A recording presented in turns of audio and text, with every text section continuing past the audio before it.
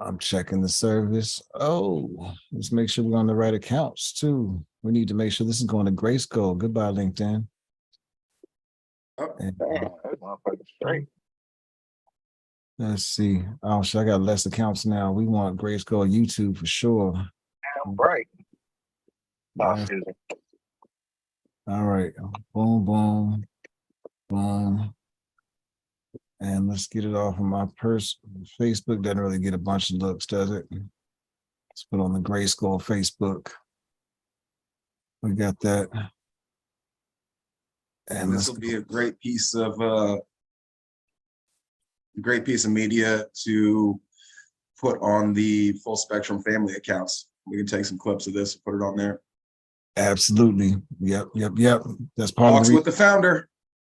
I was hoping to give you some content for all of what you're doing, man. From this, you'll be able to take clips and all that from this, I hope, man. But thank you. All right, we're live now. Peace and good evening, everybody. Welcome to GRYSKLL Live. We're doing a special episode again tonight with our brother Enoch Kaz. He is going to be talking to us about neurodiversity, adult neurodiversity specifically, actually, and especially as it pertains as it relates to the perspective of people of color, communities of color. Enoch Kaz was diagnosed as an adult, correct? About 12 years ago, 11 years ago?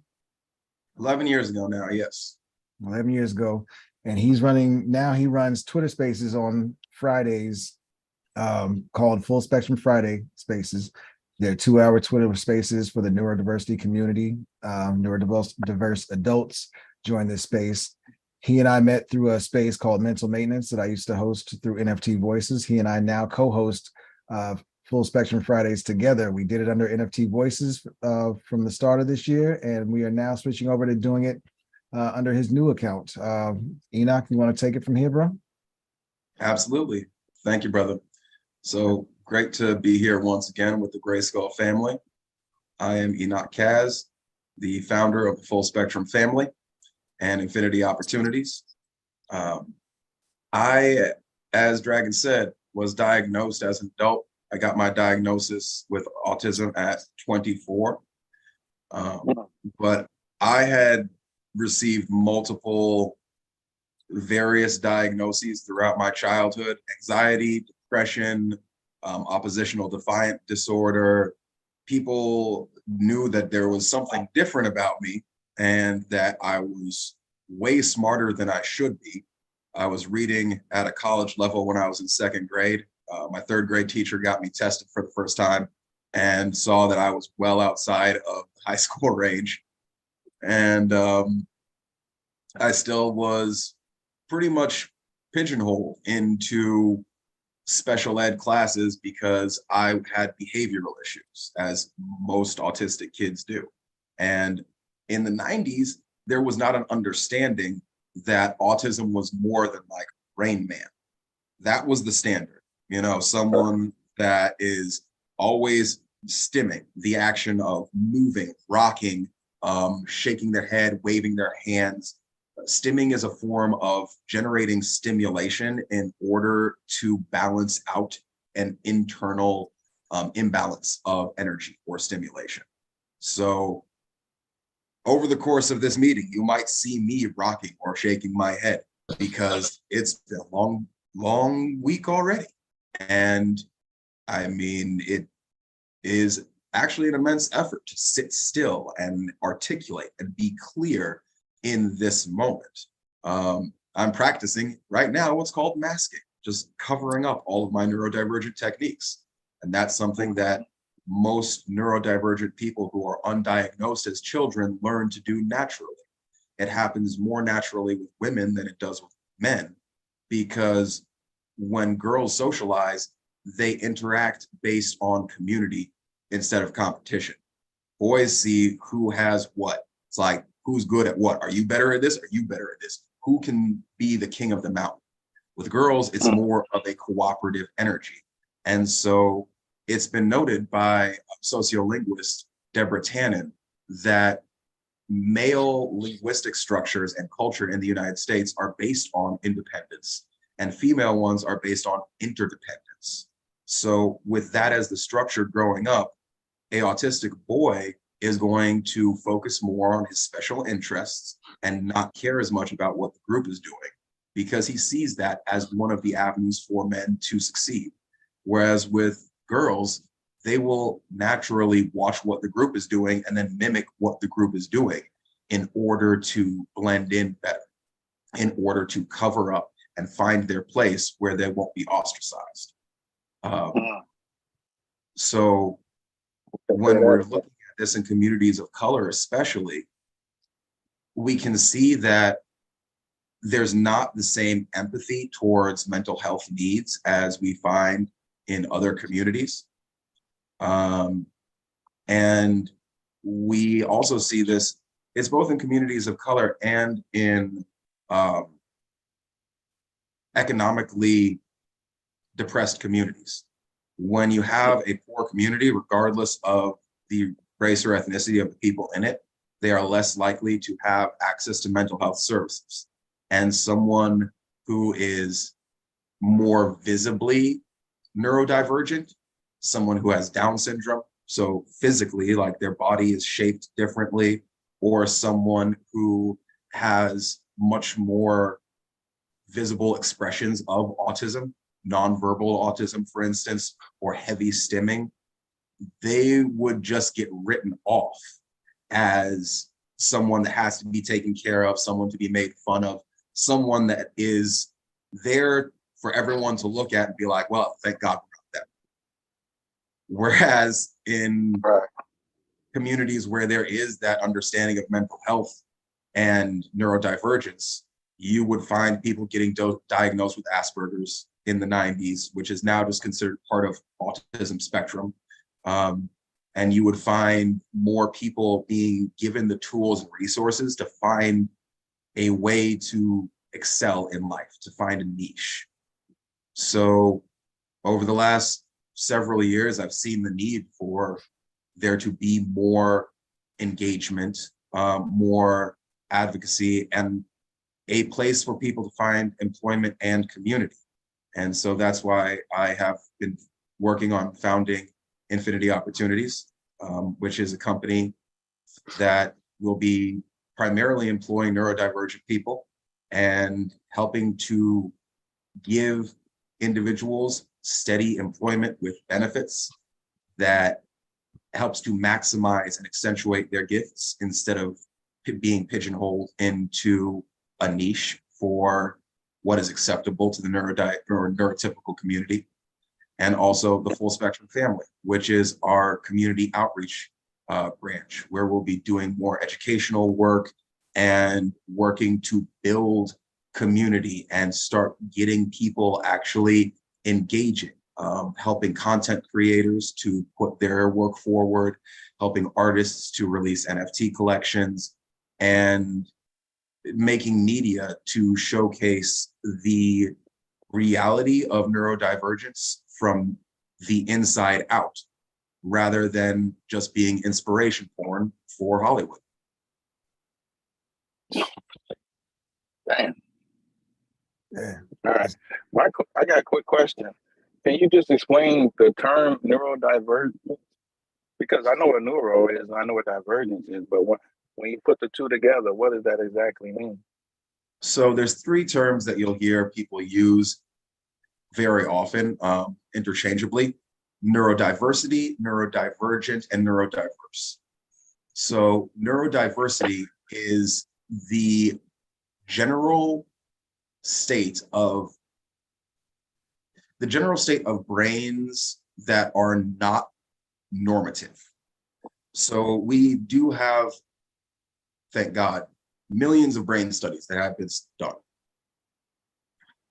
There's innumerable scans that have been put together. There's a clinic called the Amen Clinic, specifically, that has done tens of thousands of scans on brains. They have over 24,000 scans of autistic brains, and they can show the way that the different parts of the brain communicate with one another. In a neurotypical brain, the cerebellum, which is at the back and base of the skull. So if you feel the back of your head where there's like a little bump and it dips in, that's pretty much where the cerebellum is, where the spine is connected. Right. It used to be thought that the cerebellum is where words were processed. And then the understanding evolved, and they said, no, there's a lot more that goes on there. The cerebellum is kind of the central point where all the different parts of the brain send information, and it gets sorted out into a coherent pattern for a person to recognize.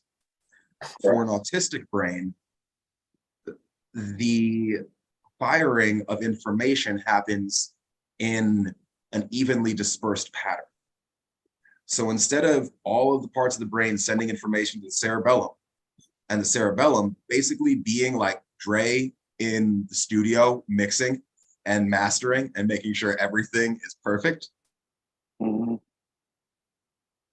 there's the conscious mind that is aware of everything coming in.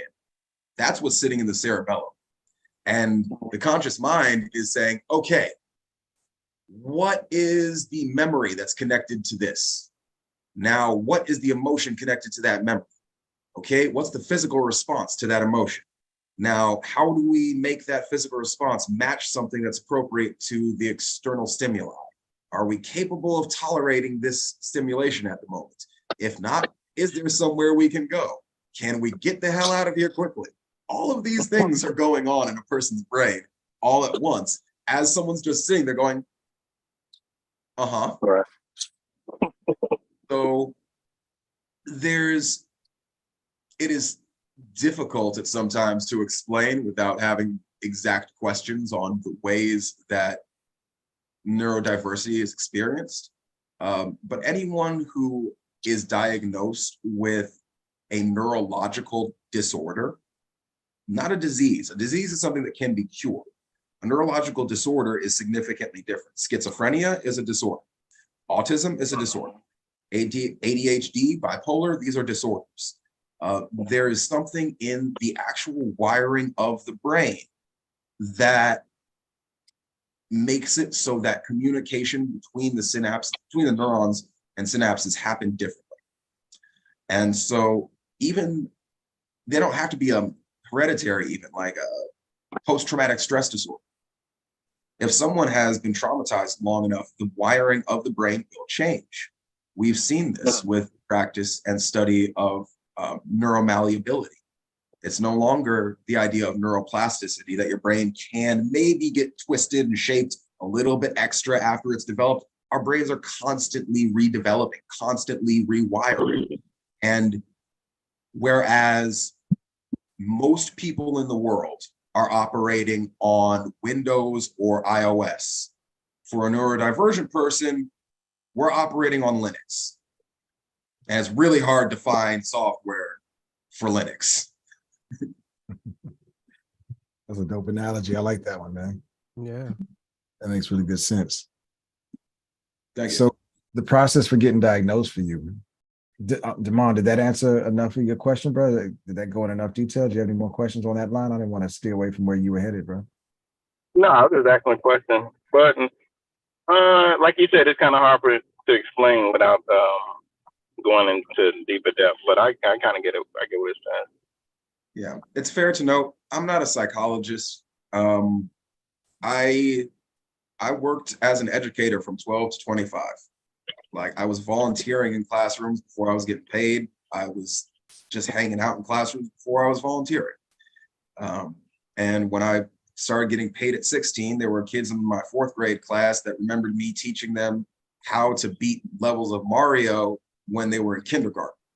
So, you know, now those people who were kids then are grown men that are all around the world living their lives. And I still don't even have kids. So there's that part of it where, like, my understanding comes from lived experience, and it comes from a massive amount of research to understand my lived experience, which means most of my understanding isn't directly about autism and ADHD. It's about how these things have affected my own cognition. Really more ADD for me because I'm not that hyper. But within the scope of neurodivergence, of neurodiversity, there are so many people that have gifts that are not able to shine because they're not perceived as being capable. And like I was saying earlier, 3 terms with neurodivergent, neurodiverse, and neurodiversity. Neurodiversity, umbrella term. Neurodivergent, specific. Like, I am a neurodivergent person. My brain is neurodivergent. If I were looking at a group of people and saying like, well, we've got an autistic person, we've got a schizophrenic person, we've got an ADHD person, we've got someone with bipolar disorder, that is a neurodiverse group. So you feel me? Like, we got study broad area, neurodiversity, neurodivergent individual, neurodiverse group of people. Okay, thank you. And when you're speaking with regard to the brain specifically, one term I hear used frequently, and I'm still learning how to articulate it myself, so it'd probably be great to hear you touch on that, is the term executive function. Would you mind speaking to what executive function is? Because I think that's where I struggle and where I get trouble, like where I have great ideas, I think, or so I think, and I have trouble, and I can have the plan and everything, but I have trouble actually executing the plan, although I may know all the steps that need to be taken. Can you expand on that? So there's various levels of executive function. Specifically, I haven't looked up the exact definition, but I'm using that part of my brain. Specifically, executive function is the capability to execute tasks on one's own without prompting or assistance. So the more help a person needs to complete a task, the lower their level of executive function is. And executive function is not a constant. At the moment, I am forcing myself into a state of high executive function verbally, but I know, like, all day, I've been barely able to manage. I held myself together and did as little as I could so I could drive to the airport and pick up my mom. And I'm very clear, like, my levels at the moment, because my emotional and physical balance is way off, are impaired. At other times, my executive function is much higher, but certain things are always going to be difficult. Executive function can impair or it can affect how we are able to perceive time and actions. So I can get lost in focusing on a project and not realize that I haven't eaten all day and that I haven't had anything but 2 cups of coffee. And then it'll be 6 in the evening and I'll reach that point where my brain literally stops working and I start feeling like there's fire inside my skull. And I realize, oh, damn, I'm melting down. I haven't eaten anything. I haven't drank anything. I'm dehydrated. I'm not nourished. And it was because I was hyperfixated. And the part of the brain that says, just like I said, like, there's someone in that studio for most people, there's someone in the booth that is like, nigga, you hungry, go eat. Like, that's not there. It's literally not. And even if it is, there will be times where that voice will be like, hey, are you hungry? Yes, I'm hungry, but I'm making these shoes and these shoes look so cool. I need to make more shoes. And that will override. So executive function is that ability to execute tasks on one's own without prompting and to be able to switch between tasks without necessarily having the meltdown or the freezing up. That's the ways I work with executive function. That's a great way of breaking it down too. Yanni and I use a term. She started the term called before we came upon and started to understand neurodiversity and started talking about it. She used to explain how she would have trouble switching her attention from one thing to another. And we started calling it having trouble switching tracks like a train. So we've been using that phrase up until the past 6 months, to be honest, but starting to learn about executive functions, started to make things a little bit easier to understand. And it's also leading us to be able to find tools and tips and tricks on how to work around it, or what type of support we may need when it comes to yeah. these things. If we are neurodivergent, of course. I don't take an internet test and claim, oh, because I took a test on the internet, that means I'm this right off the bat. I'm studying it, but I'm seeing a lot of things I can relate to, and that really seem to be making a lot of things in my past make sense. So it's just making me more curious, and it's making me say, I'm going to spend some time studying this space. And I definitely want to provide help and assistance to people who are in this space who might be able to use this information, like your unmasking program that you're doing. I don't know if we'll talk about that yet. I think there's a little bit more to get to know about you before we go into it, man. But like I'm really curious. We've talked a lot, so there's so much we've talked about that I sometimes I forget what the important details are that I think would be interesting to others. But I know a couple of things that we talked about that were really interesting to me. That would start with your childhood and how you weren't diagnosed in your childhood, and how you had to go through some different things. Talking about this topic from the perspective of somebody in a community of color, especially seeing as how we often get different treatment from the medical system anyway. And, thinking about things like the studies that are performed, how the studies that have been performed on this topic normally aren't done on us or taking us into account. So how a lot of the data based on neurodivergent individuals and the topic of neurodiversity is skewed because it doesn't take into account the entirety of the human population on the planet.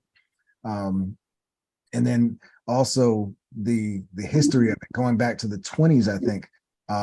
You told me some stuff about going back into the 20s, like before it was even called Asperger's, I think, right? So I don't know where you want to start from that, but these are some of the areas I want to touch on tonight before we get into what's going on now and today. So let's go into the history, because when we understand history, everything else becomes so much more apparent. The first medical documentation of what would be known as autism started in 1920, 1921. And at that point, it was recognized as a type of infantile schizophrenia. And they believed that it was brought on by frigid mother syndrome, just moms who had postpartum depression and didn't want to touch their babies. It was in the 40s, during World War II and Nazi era, that the terms Asperger's and autism became specifically coined.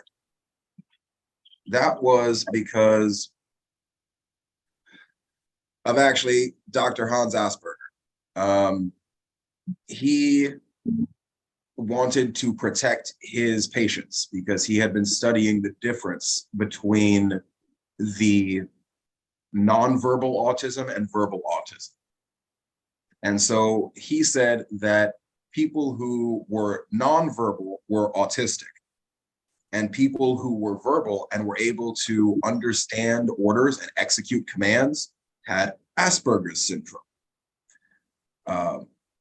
The people who were labeled as autistic were sent to mental hospitals and were used to test prototypes for the gas chambers that were later built at Auschwitz-Birkenau and the other death camps.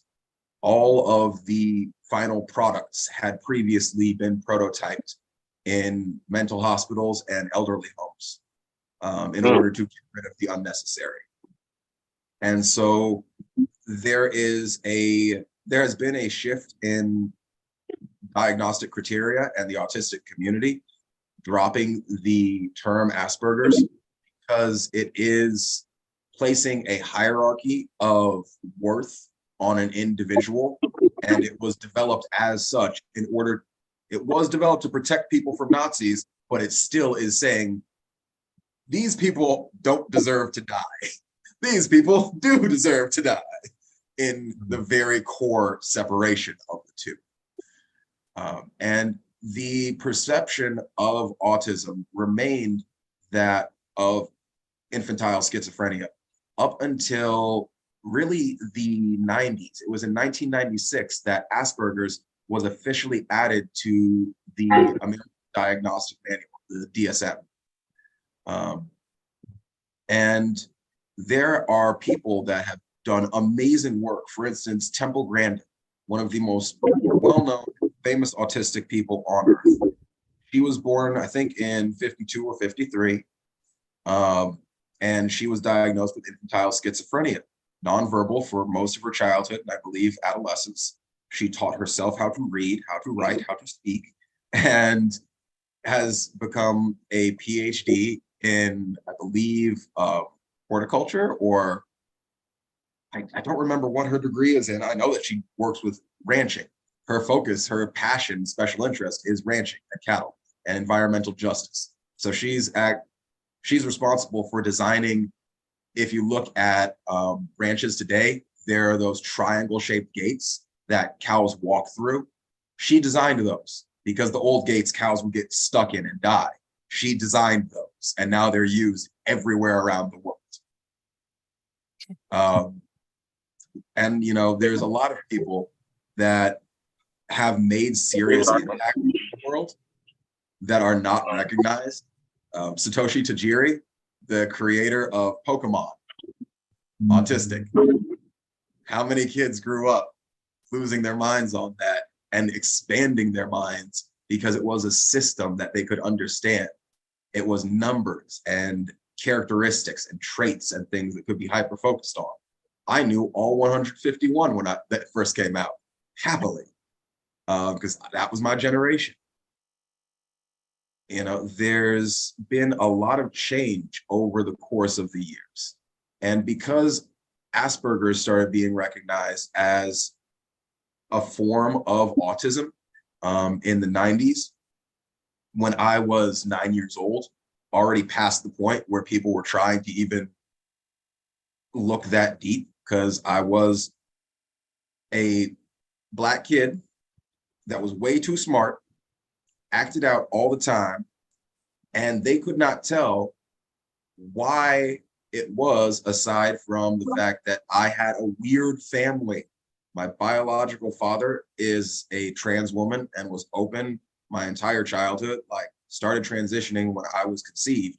So think about growing up, Black kid, going to synagogue in the 90s when your dad has long hair and boobs.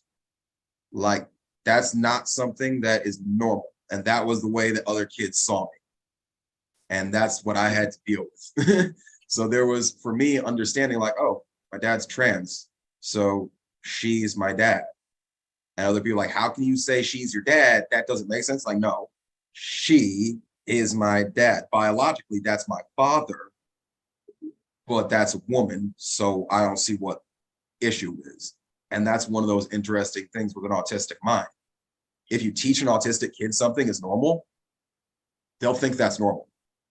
For me, transgenderism is normal. Transsexuality is normal. Homosexuality is normal. All of these things were just like there when I was a kid.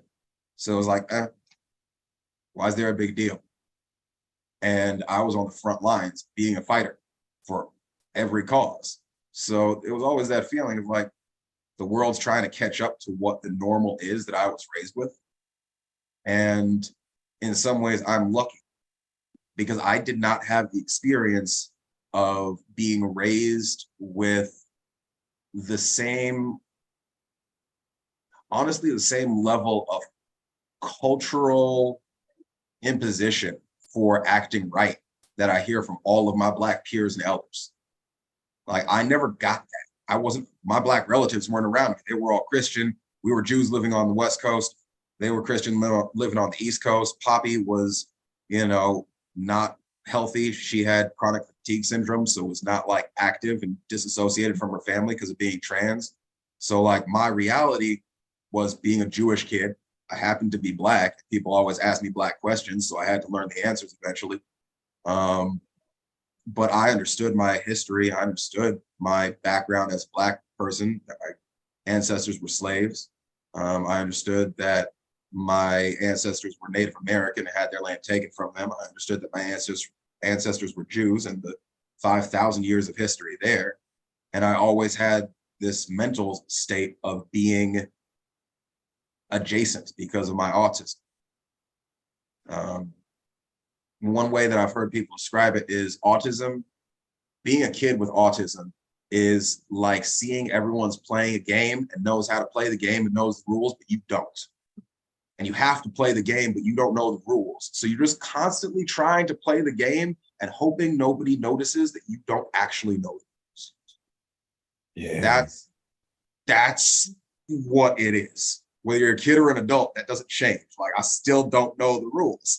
I figure them out, and I need to understand specific context with each person or with each group to be able to feel fully comfortable if I'm stepping in as a participant in any way other than like right here. I'm on stage, I can talk, people ask me questions, bada bing, bada bang, like easy. Stepping into a group, trying to feel out what the flow is, what the energy is, who's vibing with who, what's the inspiration. All of those take an immense amount of work and planning and effort. So I've shifted my life in a way that I'm trying to build community for neurodivergent adults, because the statistics for autistic adults, especially, like I said, my focus has been on autism rather than the broader areas of neurodiversity, because that's where my dart landed on the board. But 85% of autistic adults are unemployed.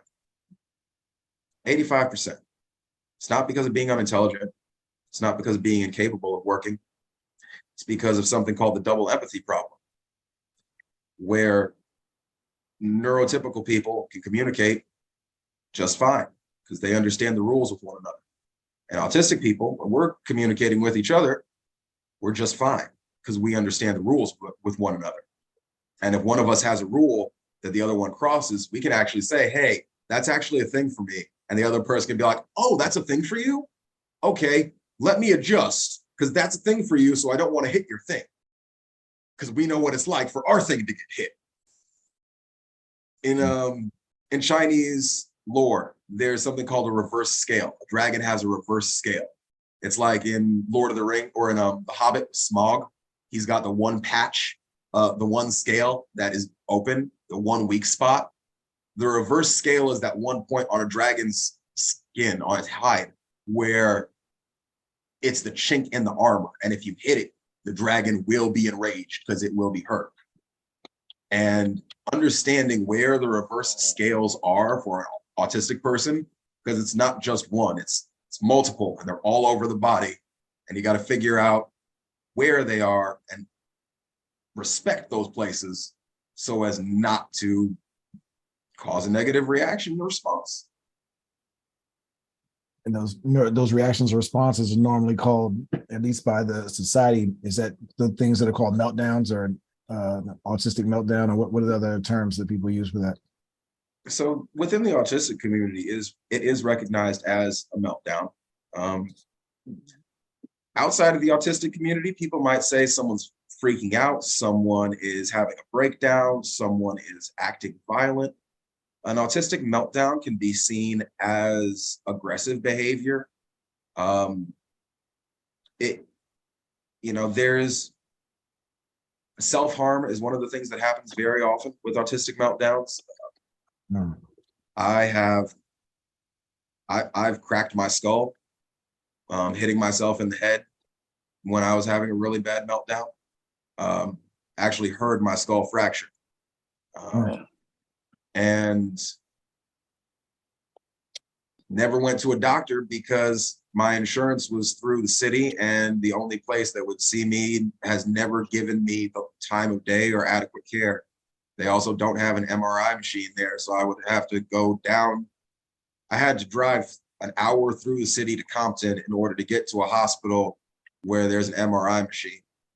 And the effort of doing that, trying to navigate through the city with all the sensory input, is so much. It's like, no, like I'd rather just see if I die or not in my sleep. And if I don't, then great. Eventually I'll get some great insurance and I can have someone look and see how much damage I've caused to my own brain. Damn. That's crazy, man. Well, not crazy, but damn, that's heavy. No, it is crazy. It's crazy that this is the way shit is in the United States. Like, this is not the way it is in other places. I have friends in the UK that are very clear. People with mental illness, people with developmental disabilities, there is universal health care. So you can get something when you need it. If you get injured, you can get looked at, and it doesn't turn into your life becoming indebted to collectors. Like the having UBI, being able to have something in your pocket without proving an invisible disability because it's still not recognized, bro. These are basic things that would make it possible for neurodivergent people, and especially autistic people, to have much healthier and happier lives. Universal healthcare, universal basic income, being able to have housing that is decent housing, not a slum, not living in our parents' basement, but independent housing or community housing where we can be in connection and have some self-worth and some dignity. Like, they're all basic things. And with millennials, there are a disproportionate amount of millennials that are living at home in their 30s because of the way that our entire generation was hit socially and economically. And so the living at home aspect doesn't necessarily hit as hard with this generation. The socialization aspect is something that I think everyone can understand a little bit more now than they could before, because of what it was like to re-socialize after the COVID lockdowns. Like, everyone can think back and remember what it was like to be around people for the first time after 2 years, to hug another person, to feel that, like, how long am I okay actually being in contact or being close to another human being? And how long did it take for those things to become normalized again within your immediate circle of people? And then outside of that, going to the grocery store, standing in line next to someone, being on the bus, etc. Like, some people still have not gotten used to that again.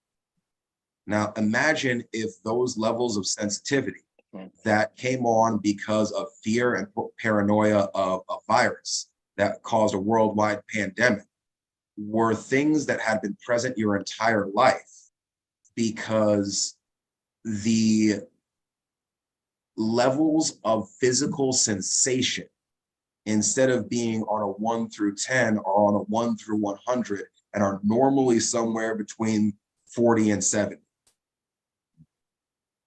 where a touch can be agonizing or a breeze can make you feel chilled to the bone. That's what hypersensitivity is like. On the flip side, there's people who are hyposensitive, where their bodies literally don't feel sensation as strongly. And so when you see autistic, especially this is seen with most commonly with autistic kids that are nonverbal, it's most easily seen there, where they're always wanting to be hugged or asking for tickles. If kids have like low verbal capabilities, asking for tickles or asking for wrestling, that is trying to get sensory input and contact and connection from people. If there's a kid that freaks out and screams when they get touched, that's a kid who's hypersensitive. And so there's a different way of dealing with these things. I smoke a ton of indica because I am hypersensitive. And if I smoke sativa, that cranks my sensitivities up and then I'm screwed. But with indica, it mellows them down to the point that I'm actually capable of functioning. And I wasn't able to socialize with people and actually figure out how to talk, get along, and be easy until I started medicating with cannabis when I was 13. Like, that changed my entire life. All the prescription medications just messed me up. But when I realized that there was this flower that grew out of the earth, and when I ground it up and lit it on fire and went like this, all of a sudden, as Cat Williams said, fuck it. Like, it has that magic effect. Just like, oh damn, I was looping, I was bugging out, but all of a sudden, I'm all right. And those physical sensations that were so painful Oh, now it's mellow. Like, oh goodness, this is lovely. It was one of the most amazing things in my life when I realized I didn't have to be in pain all the time. It was one of the most amazing realizations of my life. And it still took another 11 years after that point before I could understand, oh, the reason I'm in pain is because I'm autistic. Yeah, man. Right. And I mean, there's so many different areas I want to go still with this. That your experience though, bro. I'm glad that I'm sorry that you had the challenges that you had on your journey, but I'm at the same time I'm thankful because of the way that you've been able to navigate them and come through and bring what you're bringing through to the community that you're dealing with, and specifically me, man. You've been helping me a lot. Your childhood, were there a lot of lessons that you picked up through your childhood without any guidance? Because I mean, you had to go through your whole childhood with no guidance on what was going on with you. I mean, you had to go to special schools, I believe. You I mean, you were were you accelerated in school because of your superpowers? You know, So what was that I like was for you? frustrated in schools because my behavioral issues made it so that I wasn't able to advance. If my behavior, if I had not been as violent in my childhood, like I got teased a lot. I was fat, I had long hair, I was very connected to my Native American ancestry, so I had long hair. Kids called me a girl all the time. People would tease me because of my family, and if someone teased me because of my family, I would fight. That was my attitude. It's like, you're gonna tease me because of my family, you're gonna feel pain. You can either leave my family out of this and just deal with me and I'll walk away, or you can bring my family into it, and then there's some issues that we gonna have to handle. And people love bringing my family into it. So eventually, you know, 6th grade, I got IEP, individual education program, where the school district pays for you to go to a special school. And for the first school I was at, I was in like all classes with people my grade level that were underperforming. And the next year I got put into all upper classes. I was in classes with juniors and seniors in high school. But I didn't want to write. They didn't understand that I had dysgraphia, and physical handwriting and like typing on a computer was painful. So I was trying to learn how to wire my brain to be able to do that.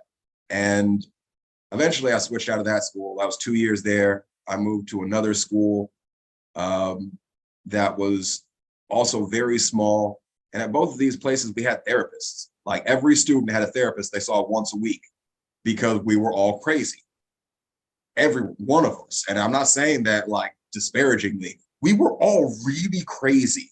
Like when you think about those kids where you wonder what happened to them, and then you see them a few years later and it's like, dog, where'd you go? Oh man, yo, there was this boarding school, and then there was this and there was that. This was the place people went to when they came home from boarding school. So like, or in between boarding schools. So there was a lot of pain being worked out in those gates. There were a lot of us that were trying to figure out who we were, and damn near every one of us was neurodivergent in one way or another. Like it was impossible to find a kid that was normal at one of these schools. We took pride in our weakness. And you know, it was an interesting thing for me when I was 15. No, when I was 16 years old. I was in my junior year of high school, and I knew I needed to go to college, but my school was classes of like 8 to 10, maybe 12 at most. That was not going to prepare me for a university. So I said, let me transfer out of this. Let me go back to regular school for a couple of years and figure this out. I had never written a single essay in 3 years at that school. From 8th through 10th grade. 3 years, never wrote a single essay. And my English teacher that year was the same person who had been my English teacher in my first year there. And when I was getting my IEP together to go to normal school, he was like, I've never seen you write anything. I can't give you a good assessment if you don't give me a piece of writing. I said, really? All right, I'll bring you something tomorrow morning. Went home and I typed up an autobiography for him. Wish I still had it. It was like a 3-page autobiography. And then handed it to him the next day. He came to me at lunch and said he had never read anything written that well from any student, high school or college level, in his entire time as a teacher. I was like, great. Does that mean I can go to regular high school now? Like, yeah, as far as I'm concerned, you can go to college. And after a semester in regular school, that's exactly what I did. I was like, this is stupid. This is extra stupid. There's nothing going on here at all. I got in a fight with my choir teacher because he wanted us to sing a Christian like canticle. And I was like, I'm a Jew. I'm not going to do it. He was like, well, if you want to be a professional singer, then you have to. Like, I don't want to be a professional singer. I'm in high school and this is a choir and there's a separation between church and state, which means at a state institution, you can't make me sing a freaking church song. Peace. I walked to the dean's office, sat down. I was like, yo, Miss Rainey, I'm done with this. I'm going to be testing out. Can I just hang out in the records office for the rest of the semester when I show up? She's like, when do you show up? I'm like, yeah, I am not going to show up all the time. You know, my big brother, you know how he ditched. I'm not even going to graduate. So why should I be here all the time? Just let me hang out in the records office. And that's what I did. Like, I would go to school. I would spend a couple hours in the morning hanging out with the ladies in the records office, just shooting the shit, sipping coffee, asking them what's going on with their kids, their grandkids, filing permanent records for every one of my peers. Like, I could have looked through there, got any information I wanted, but I was a good boy. I was like, nope, just going to be honorable. And then when they needed help in the autistic class, they would send me because I was, for some reason, able to work with the autistic kids and get them to focus on what they needed to do for the day. Wouldn't you know? And then somewhere around lunch on the days that I went, I would jump the gate and I would take a bus and go to Borders. And I would sit and I would read books for like 4 or 5 hours until I decided to go home or until I went to work at my synagogue. So it was an interesting transition, seeing that high school had nothing. Let me ask you this though. So like my little cousin has autism and I'm amazed that he's in the 5th grade, then he went to the 6th grade and the 7th grade. And like you just said, they let you go ahead and go to high school. Like, pushing you along. So if you truly, so why don't they have like some other program where they're not as involved with students that are quote unquote normal? You know what I'm saying? Because he's being pushed along, but he's still autistic. Mm-hmm. You know what I'm saying? I mean, if you get to do one assignment, I did 10 of them, and then your one assignment outmatches all 10 of mine, and then you go into high school, and I got to go to 9th grade. I'm like, what the fuck? You know what I'm saying? But then you're like rewarded for being autistic in such a way. So I wasn't rewarded. I had to work for it. Like I was grade by grade going through the same as anyone else, even though I was in special schools. And those special schools, they weren't fun. Like I said, it was not like, you know, the prep schools where we had all the great equipment and, you know, the ability to, I'll admit we had some great tech there because they got grant money, but it was a lockdown. Like the first one of them, there was literally razor wire on the fences around the school. Both of these, we were shuttled to and from there on buses from our homes. And it wasn't because we were snooty kids. It was because they needed to keep an eye on us. Like it was raw. And when I tested out of high school, I went to my counselor's office. I specifically went and I said, this is not working for me. Is there a test I can take that allows me to get out before I'm 18? And she was like, yeah, there's a California high school proficiency examination. Anyone can take it as long as you're 16 years old. It's a math and English examination. And if you pass, you get a high school diploma, not a GED, actual high school diploma. There you go, straight to college or work, whatever you want to do. So I had to put in the work. I had to do the research. I think in terms of the structure of learning, neurodivergent people should be taught in a way that works with us. One of the issues with education in America is that it was designed by John D. Rockefeller in order to make people into workers. And so the education system we've had for the last 120, 150 years is essentially one that is designed for making the neurotypical brain get patterned into following orders and producing a good up to a certain grade. Whether it's repeating information, trade schools, whatever it is, you are graded based on your ability to produce rather than your ability to create new ideas. For an autistic person, the best way, I think for anybody the best way, but especially for an autistic person, the best way to learn is to focus on special interests. So for instance, you said it was your cousin or your nephew? Yeah, cousin, nephew, cousin, little cousin. So one of the things that's common with autistic people is having special interests. When we can focus on our special interests, everything becomes easier. For me, I like studying society. I like studying the way cultures work, and I love studying the environment. If things can be put into the framework of history or environmental science, religion, mythology, I'll be all over it. If I had been taught geometry in elementary school using sacred geometry, if someone had said to me, oh, you're a Jew, you know, the Star of David, well, that comes from this symbol. Let's learn about how circles come together and about angles. I would have been all over that. And it wasn't until I was out of college that someone actually sat me down. I was like, have you ever looked at this and understood it? So when we are able to study things based on what we enjoy, then we will get all of the information. I like cooking. So that's another area where fractions, decimals, weights and measurements, temperatures, time measurement,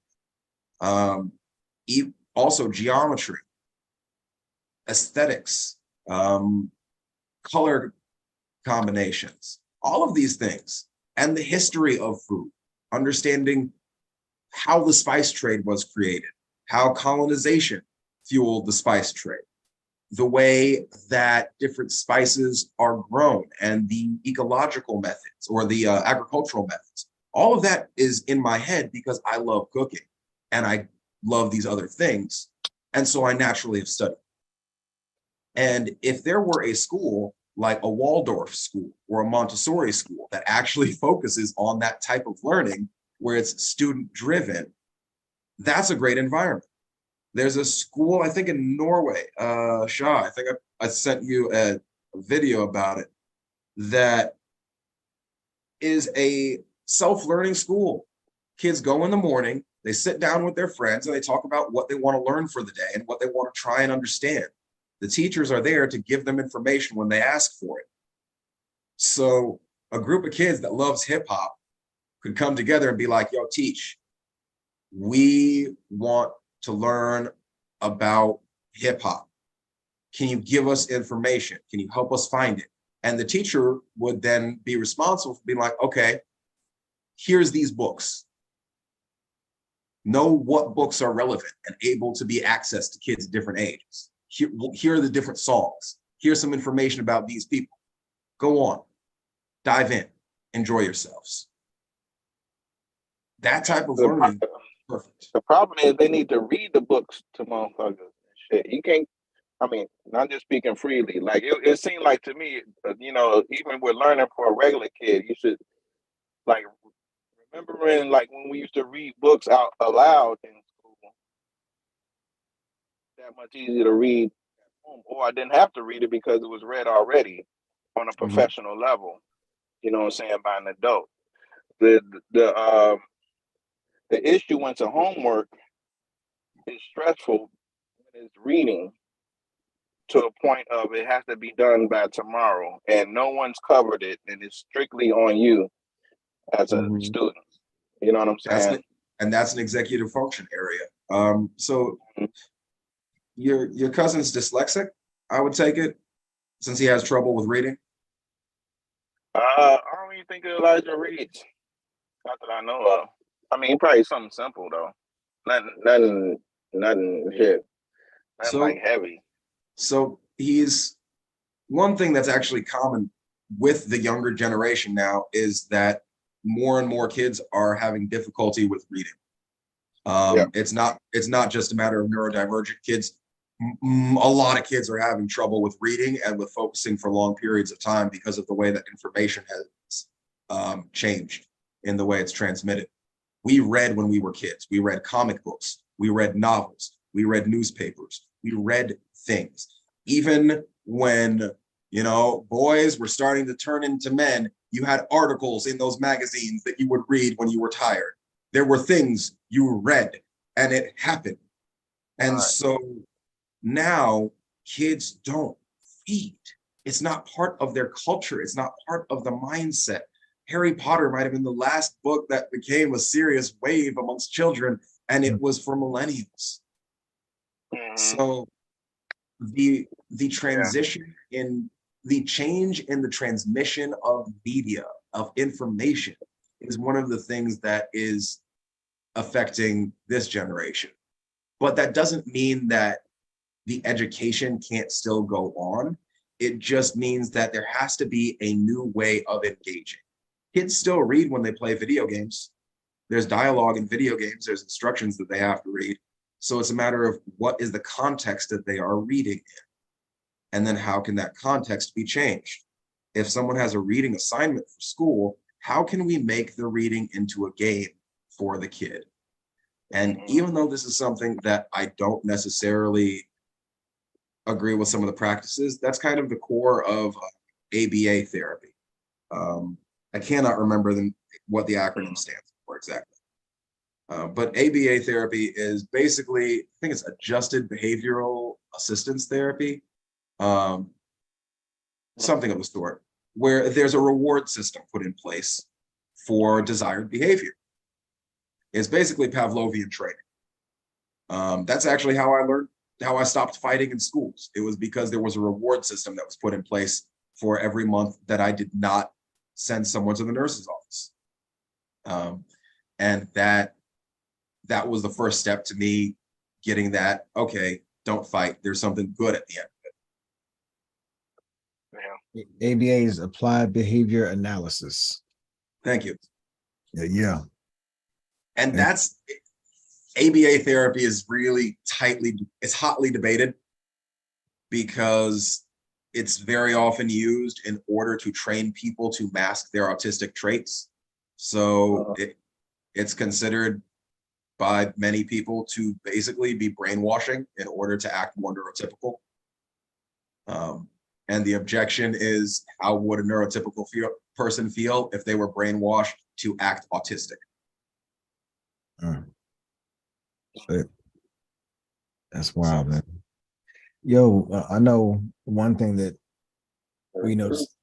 people notice is traits when it comes to people with autism. One of the things, especially in using Rain Man as the example, I guess, or as the poster child for what at least what a lot of my generation would relate to, is the stimming one, where he was always moving and his meltdowns, quote unquote meltdowns, but also the superpowers. Like he had the ability to, what was it, count cards or something like that. Where do you think, or are there studies that kind of explain where these quote unquote superpowers come from? Is it all based on the hyper focus, or is there more to that? That is it's an interesting and a tricky one, because the superpowers narrative is one that can cause a lot of problems. It makes there be a focus on savantism. So people that are nonverbal or low masking, that have exceptional abilities that stand out. They can't do anything but draw or play the piano or have, eidetic memories. They can remember anything they've seen, but they can't connect the dots between things. So those are the autistic people that get the focus. Those are the ones we're like, oh, they're so special. And that's, where things like Rain Man, or last year, the singer Sia made a movie called Music that the neurotypical community was like, oh, it's so inspirational. And the autistic community was furious because it was a gross misrepresentation of autism. There was no one autistic involved in the writing, the filming, the production. And the autistic person that had been cast as the lead was fired because working on set in a neurotypical space was too hard for her, and they wouldn't adjust the way that they were operating the set for the autistic person when they're making a movie about autism. So there's this immense frustration about what really is inspiration porn. It's like, let's show someone that is broken, but they present the ability for a neurotypical person to become more compassionate, more loving. Rain Man isn't the story about Dustin Hoffman's character. It's the story about his brother not becoming something more than a dick. Like, that's what it's about. It's the neurotypical person going from being a jerk to being a loving, compassionate human being. That is the core of the story. And the autistic person is used as a means for that story to move along. This is one of those things that is frustrating as hell with the superpower narrative. But at the same time, I have my own abilities. Everyone that I know who's on spectrum has some kind of gift. Part of it is hyperfocus. Part of it is the fact that our brains are wired in a different way. And so there's certain things that are going to come through just instinctively. We don't know why or how, we can just do it. And it's different for every person. There are some people that are going to have abilities that match up. There are some people that are going to have ones that are completely out of sync. The reality is that the autism spectrum involves a lot of difficulties and blessings. It's not that we were always in a position of being outside in society. It's not that we were always in this state of suffering. That's something that came with the last several hundred years. If you look at indigenous cultures around the world, and this has been studied and documented over and over again, neurodivergent people have a place in indigenous society. They are the healers. They are the medicine men. They are the shamans. They are the ones that speak for this world and the other world, because from the moment they were born or from the moment their mind was awakened and changed in the way that presents neurodiversity, they had one foot in this world and one foot in the other. That's why people like Nikola Tesla were able to create some of the most amazing inventions in the world, because he had visions of it. George Washington Carver and his work with agriculture, the fact that most of the produce we eat in stores today originally was hybridized by a Black man with no high school education, just happened to love the way that plants work and studied it and got so good, he found over 275 uses for the peanut. We could be literally using things we grow from the ground for everything that we use fossil fuels for today, from plastics to energy to even the things that we have in our shampoos, our face creams, all of that. It could all be from the ground. Carver made the model for the plant-based world other people are trying to monetize today. And even going further back, Mozart. He is one of the people touted as being autistic in in culture today. Like, people are like, yeah, he definitely was. and in modern pop culture, you know, all things about actually, I'm not even going to say put all things aside. We can put it all on the table and have a discussion. Michael Jackson. Michael Jackson displayed many, many autistic traits, from his hyperfixation on music and dance from the time he was a small child, which made him practice and practice and practice and perform to the point that he became the best, period. Like Prince was the best musician. Not going to say Prince was not, but Michael was the best performer. Like he could crush the stage. And his association, he was always very disassociative with people. It's only been recently that there have been videos coming out where he's speaking in his real voice. Like the voice that we always heard, like this Michael Jackson voice. Like there's some videos I've seen where he's going like this, talking like this, and then someone walks out of the room, all of a sudden he like this, yo, man, yo, that was ridiculous. Can we please not have that happen again? Like solid brother voice came on. I heard Nori talk about that. I heard Nori say that. He said, man, Mike talk like a straight up. Yeah. Trip me out. Yeah. And like, this is why I'm saying, like, even when we look at the negative things about his life, the abuse, the scandal, this is someone who literally did not have a childhood. It's been spoken about by LaToya and by Janet that Michael was abused by Diana Ross from the time he was 12 until after he was 18. So he received an early programming in sexualization. And if we think about the way that Black people in this country have always been fetishized, and that a pretty little Black boy with a beautiful voice would have been treated, we don't know what made it possible for the Jackson 5 to get as big as they did, as fast as they did. But Michael might have been paying a price for that. And that kind of programming for someone that does not have the capability to distinguish between social norms and what is norm in their own life, when transitioned into adulthood, creates patterns that can be very destructive if they are not healed. Michael Jackson is a key example of the amazing benefits and gifts that an autistic person can have, and also the pain and struggle that comes from not being able to cognitively relate to the world around you. Sure.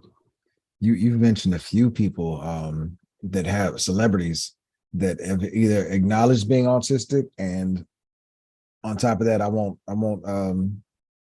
know if you want to go into the others, but there's some others that you think may be on the spectrum that we've talked about in the past. You mind mentioning a couple of celebrities that have mentioned that they that have, you know, so to speak, outed themselves, and some that I don't know if you're comfortable mentioning any that may potentially be on. I mean, like a Kanye who said out loud he may be, although, you know, the timing of that was.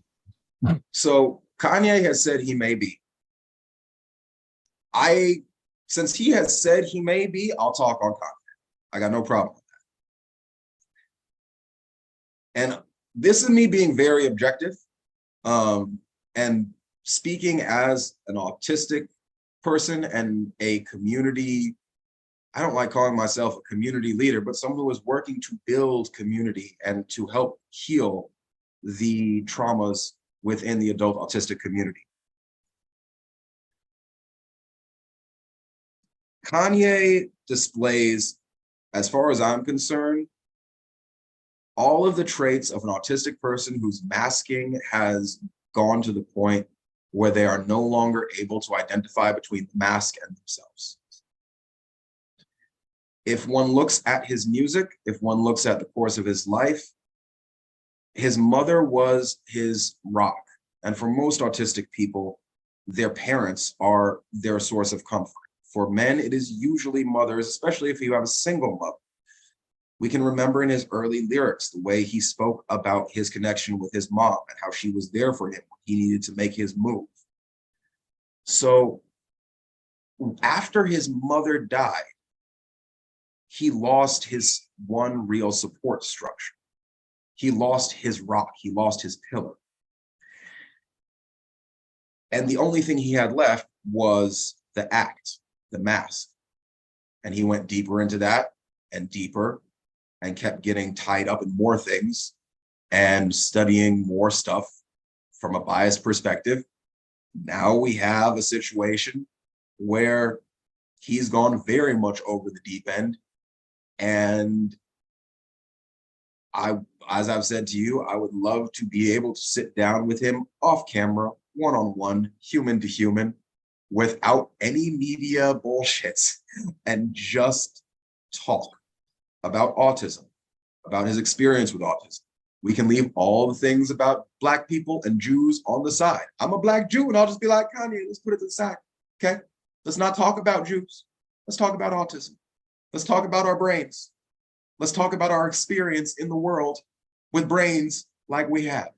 And then maybe when we can get through that and work through some of the pain that you felt that has been caused by Jewish people in the media, by your ex-wife, by record labels that were run by Jewish executives, we can separate the pain with the individuals from the pain with the people.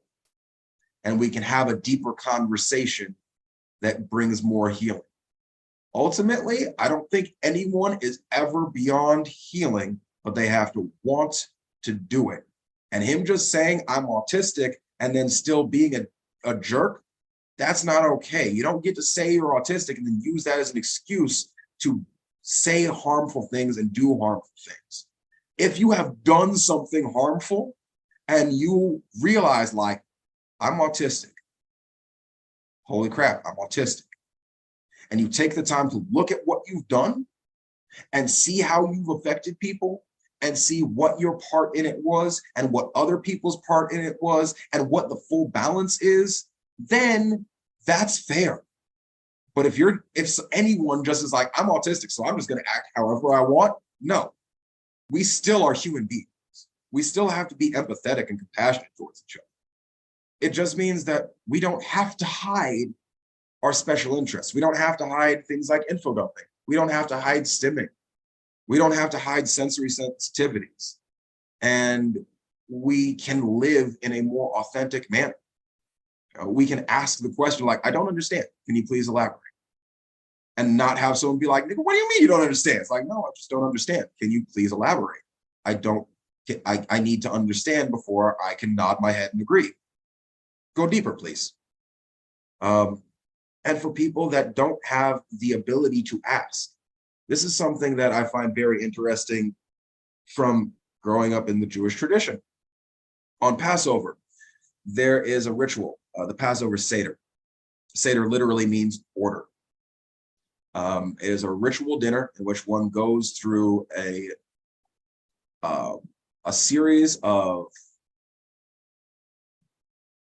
rituals and actions, reenacting the Exodus from Egypt. There's the retelling of the story of the Exodus from Egypt. There's all sorts of symbols and stories and various things that have been added to the Seder over the years. But it's actually a super autistic event because there is a set order every year. You are supposed to follow the order. There are stories you tell, etc.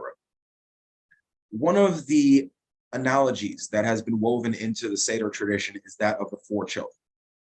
That at every Seder, there will be 4 children present.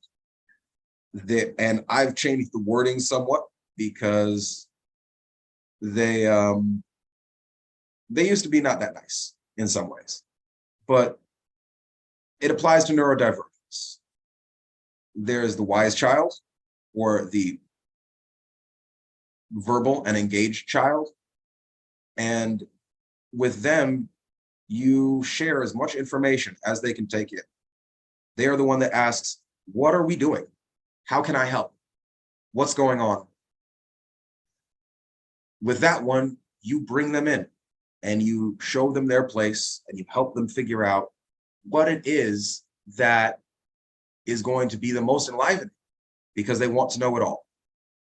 There's the disinterested child, the one that used to be called the wicked child. But the disinterested child is the one that might be off-put, the one that doesn't care for social interaction, the one that says, what does this have to do with me? And that's the child where one opens them, where one shows them through their words that there is a connection from what is happening to what they love. You bring their special interest into the picture instead of bringing them into the special interest. And by bringing their special interest into the mix, you can help them to be part of the group. There is the simple child, and the simple child might be the one that has a very low level of verbal function, a very low level of cognitive association, still able to speak, still able to ask questions, but they're going to ask simple things. What's this? What's this? Why is that? That you give the simple answers. Like, you give that kid the easiest answers. Whether it's a kid or an adult, you help them to just take it at their pace. And then there's the child that does not know how to ask, the nonverbal child that has no way to express or to ask. And so you watch, you listen, you give them things to help them experience it, and you pay attention to the way that they interact with the fold. In that way, they are able to be a part, even if they cannot speak the words. Those same archetypes apply with autistic interaction, everyday life, and overall neurodivergent interaction in neurotypical society. All right, man. I mean, you understand a lot about how neurodivergent people learn, and I guess that's led you to be able to develop the program that you're doing now, the All DHD Unmasking Program. It's perfect circling point, I think, to bring that up. I mean, and I think we've touched on Full Spectrum Friday. Maybe if you take a minute to touch on Full Spectrum Friday and then touch on the Unmasking Program, I think that would be a great place for us to kind of put the bow on this. Absolutely.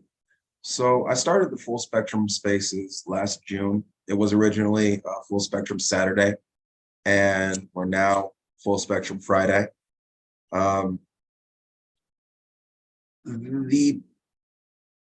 purpose of it was really just to bring together neurodivergent people, to find a place for us to come together and talk.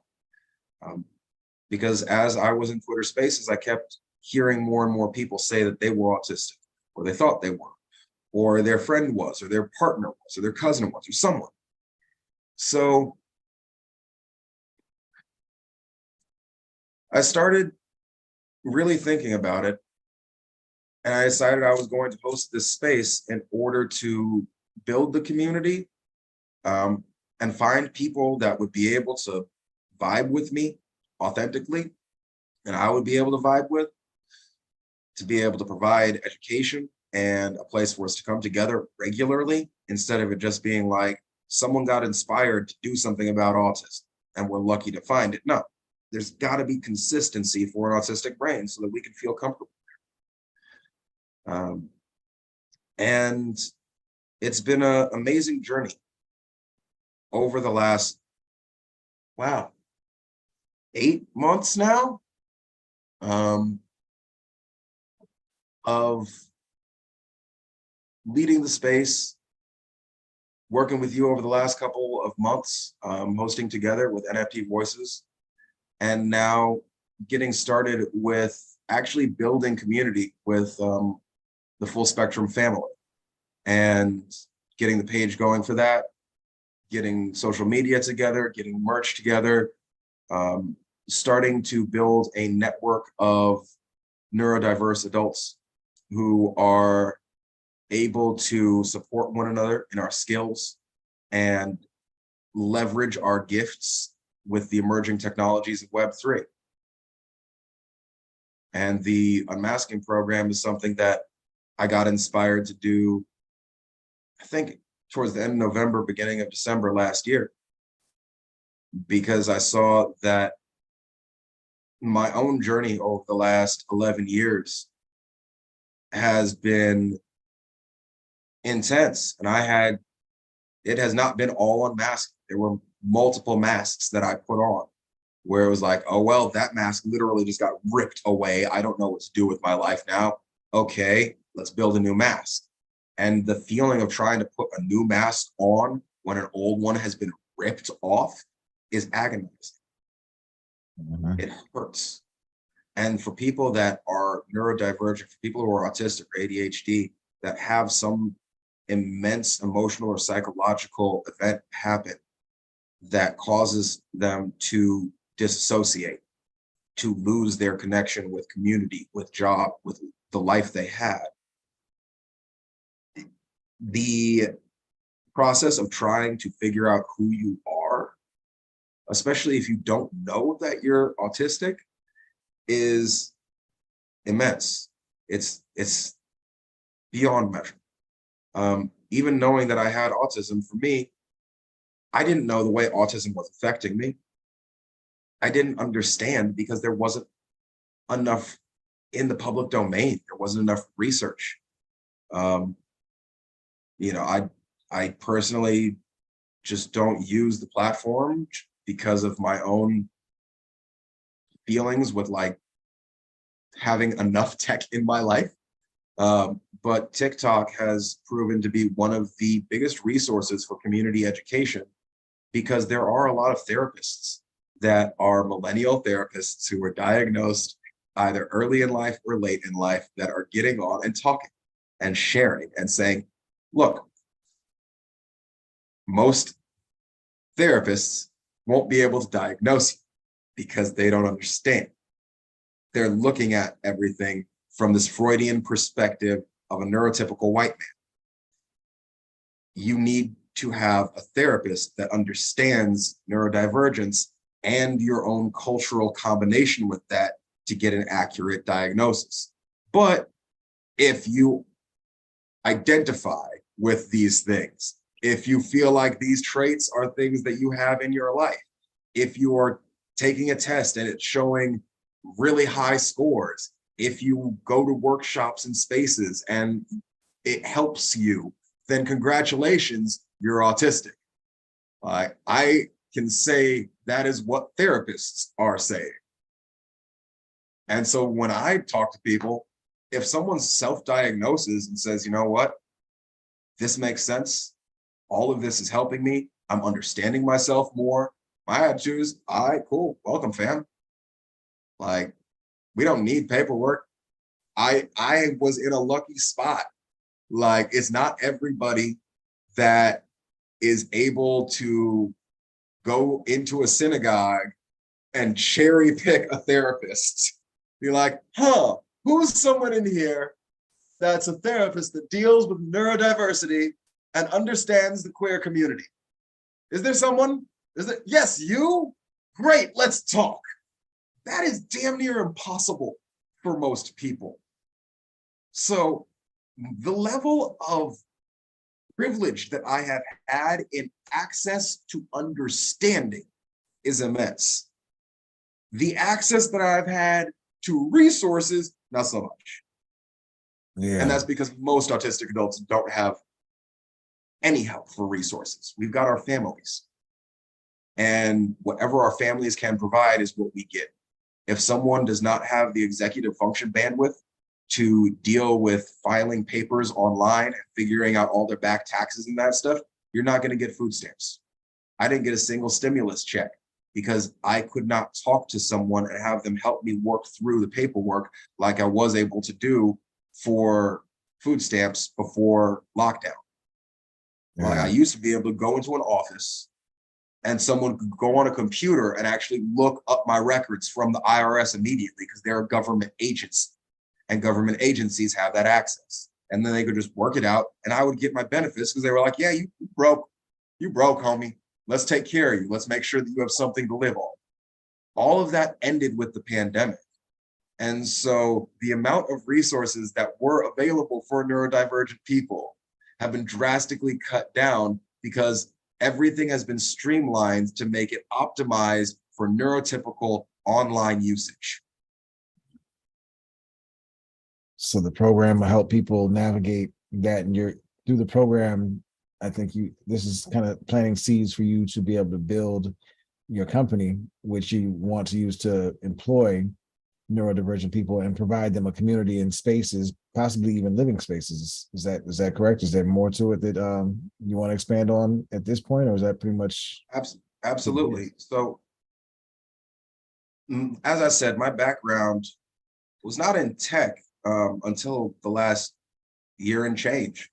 My primary studies have always been in environmental science and social sciences.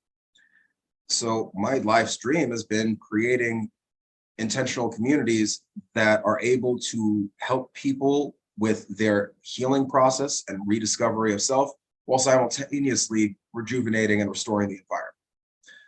It's not easy to get funding for that. And so I stepped into tech in order to make that fun. With the development of infinity opportunities, I see a great chance. I see many, in fact, infinite opportunities for expanding on that potential. I believe that one of the things that's necessary if one is providing employment and a community to neurodivergent individuals is to include housing options in that employment. It is very difficult to find housing that is suited to a neurodivergent person, where you don't know who your neighbors are, what their noise levels are. If someone who is hypersensitive is next to someone who's hyposensitive, one person will be playing music as loud as they can. The other person will be sitting in their room, rocking back and forth, crying. That doesn't work. I've done that a lot. I've been the one rocking and crying a lot, because that's just the living environment that I've been in at times. So being able to have campuses, Apple has campuses, Google has campuses, Amazon has campuses, but they just do business there. What about making it like a college, an actual campus where there are living spaces, there are working spaces, there are learning spaces, and there are recreation spaces? Making it so that people are able to have the ability to live independently as much as they are capable, and to have it as part of the workings of the company, that there's an AI that is connected to each or that's monitoring each person's actions when it comes to certain activities like food. If you are not going to the eating hall, if you're not going to the cafeteria and swiping your card to get your company meals, then after missing 2 meals, there would be a notification that comes up like, hey, buddy, you haven't eaten. Maybe you should pause whatever you're doing and take a break.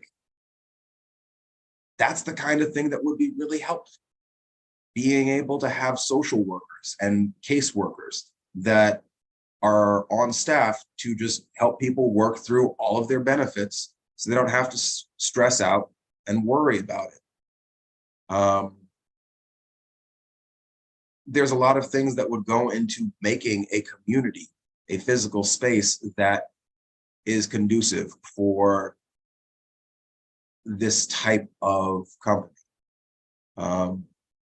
And it's going to be a learning and growing process. I see us acquiring a property this year that will be able to start this for a small group of people, so that we can have a core team here in Los Angeles that are in this live work space, where we start incorporating and building the models for these larger spaces. And honestly, it's an amazing adventure. It's something that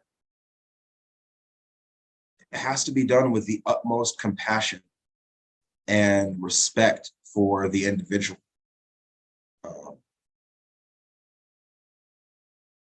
yeah, it's gonna be fun. That's for sure. Yeah, well, I mean, seeing the journey just the past 2 months has been extremely fun, man, and it's been extremely eye-opening for me, and it's definitely start giving me some tools and some information that's just made life easier. It's healed some wounds to it by helping me understand more of my past and more of the things that I've had trouble forgiving myself for. So I appreciate every bit of the journey up to this point, man. I'm looking forward to continuing to build with you and just kind of learn from either watching your journey or learn from being a part of the journey, man. So thank you for coming and hanging out with us and helping to put this information out there, because I think there's more and more people in our community who may be able to benefit or find a way to feel a little bit better, or maybe give a little bit more compassion to others as a result of learning some of what you shared here tonight. And man, I'm hoping to see more and more pop up and hang out with us every once in a while, man. I know we got some other things we're going to talk about with the crew, and you've got a phenomenal idea I want to share with the crew at some point, and we'll keep that under wraps until it's time to share it. But it's a dope one, man. I think there'll be opportunities for us to collaborate, man, on a few other things, man. So thank you, bro. Always. My pleasure. Thank you. All right. Well, that's it, everybody. Appreciate anybody that came in and hung out. We're going to chop this up, create some snippets, and put some things out, some nuggets out there for the world. And Enoch, you're welcome to as many of these snippets and nuggets as you want. I'll download a copy of this and send it your way, bro. Thank you. All right. Well, thank y'all very much, man. I'm ready to go have a meal. Holler at y'all Have a later good on. one. Peace, peace, peace.